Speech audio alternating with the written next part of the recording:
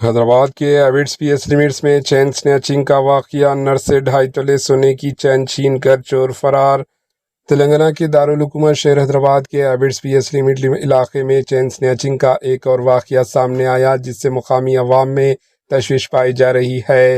इतलात के मुताबिक चप्पल रोड पर वाक़ मलरेडी अस्पताल में काम करने वाली श्रीशा नामी नर्स चारशंबे के रोज़ अपनी ड्यूटी मुकम्मल करने के बाद हॉस्टल जा रही थी। इसी दौरान एक बाइक सवार मुलजिम ने इनका पीछा किया।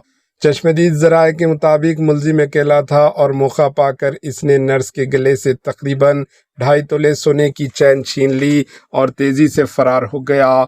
वारदात इतनी अचानक हुई कि मुतासरा खातून को संभलने का मौका तक न मिला। वाक़े की इत्तला मिलते ही एविड्स पुलिस ने मौके पर पहुंचकर केस दर्ज कर लिया। इलाके के सीसीटीवी कैमरों की फुटेज हासिल की जा रही है ताकि मुलजिम की शिनाख्त करके जल्द गिरफ्तार किया जा सके।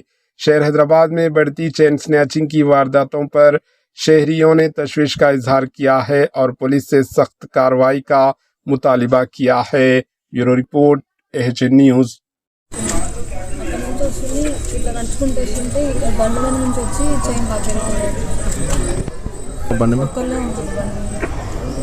బ్లాక్ హెల్మెట్ వేసుకున్నాను, గట్టిగా లాగారు.